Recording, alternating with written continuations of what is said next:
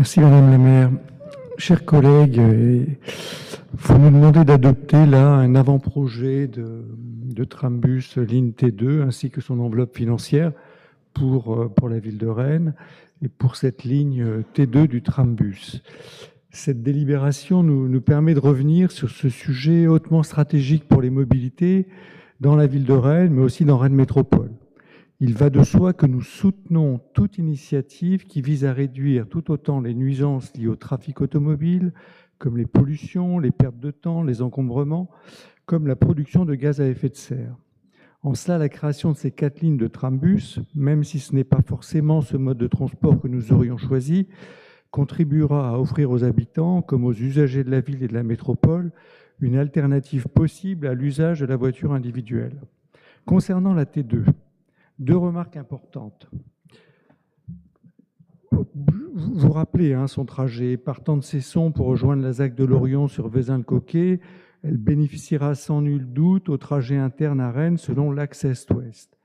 De la même façon, comme l'a indiqué d'ailleurs Mathieu Teurier lors du dernier conseil métropolitain, elle aura pour bénéfice secondaire d'améliorer légèrement les temps de parcours pour les usagers de Mordel ou de Chavagne en fluidifiant la circulation de la ligne 11. De même, vous venez de mettre en avant d'ici quelques années les futures voies réservées au TC et, je ne l'ai pas entendu, mais sans doute au covoiturage de la RN24 ou de la RN12 dans le cadre de la réalisation du SDAGT, permettront aux habitants de Passé ou du Reux d'accéder au cœur de métropole plus rapidement, à défaut de bénéficier d'un trambus. C'est justement là la question.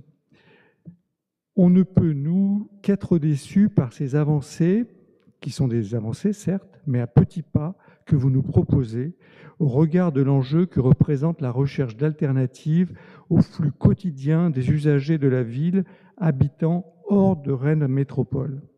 Pour rappel, déjà au SCOT, et dès les premiers travaux en 2015, comme à son adoption en 2019, avait été développée l'idée de la création d'axes stratégiques de transport en commun entre les pôles structurants de bassin de vie, comme Passé et Mordel à l'ouest, ou Liffré et Châteaugiron à l'est de Rennes, et la ville de Rennes. Cet objectif est manifestement oublié ou sous-traité dans ce projet de ligne T2, alors qu'il a été validé par toutes les collectivités membres du Pays de Rennes, dont la ville de Rennes et Rennes Métropole. Ces axes stratégiques de transport en commun avaient pour objectif de drainer vers les transports en commun les automobilistes vivant en dehors de Rennes Métropole et se rendant à Rennes pour le travail, les services et les activités commerciales. Ces flux représentent quotidiennement près de 175 000 trajets, à 83% en voiture solo si l'on en croit les enquêtes ménage-déplacement, avec pour condition que ce transfert modal puisse s'effectuer de manière pratique et économiquement acceptable. Vous pensez vraiment, par exemple, qu'un salarié vivant dans les EPCI de Saint-Main, Montauban, Montfort Communauté ou Brocéliande et travaillant à Rennes stationnera son véhicule à Passé ou Mordel pour prendre son bus du réseau Star afin de se rendre à Vezin dans le parking relais prévu afin de prendre le T2. De toute évidence, il continuera son trajet avec son véhicule. Si vous aviez eu un véritable souci d'efficacité concernant la réduction de ces mobilités obligées, il aurait été bienvenu d'au moins annoncer, peut-être dans une étape ultérieure, une ligne T2 allant jusqu'à Passé d'un côté et Liffré ou à défaut Torigné-Fouillard de l'autre, avec la création des parcs relais dans ces terminus. Voilà qui aurait été un choix pertinent plutôt que ce tracé qui reprend pour une grande part les tracés déjà existants des lignes 11 et C6, donc sans véritable gain, hormis, espérons-le, en temps et en fréquence. Certes, vous allez évoquer l'ampleur de l'investissement à faire, ou nous rétorquer qu'encore faudrait-il que les EPCI voisins soient d'accord et qu'ils participent à l'effort financier de la métropole.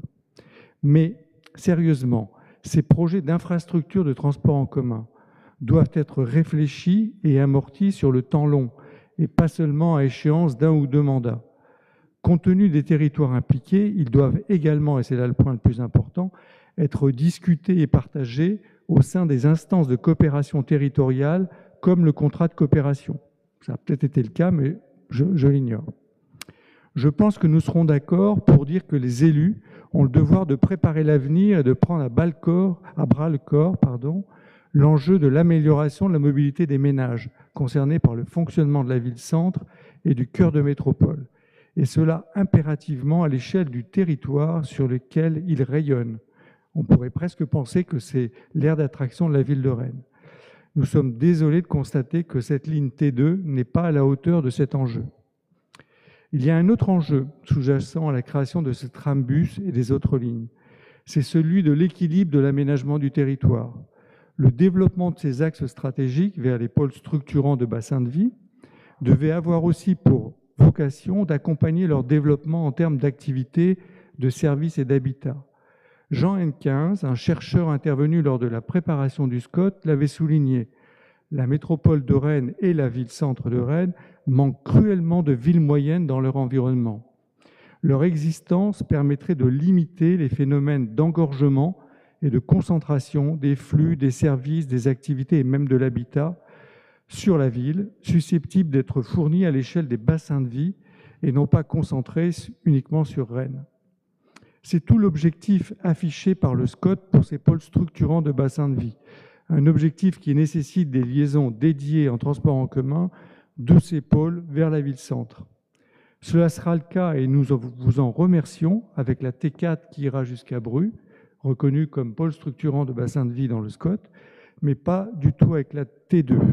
Dommage, c'est une occasion de perdue. Merci.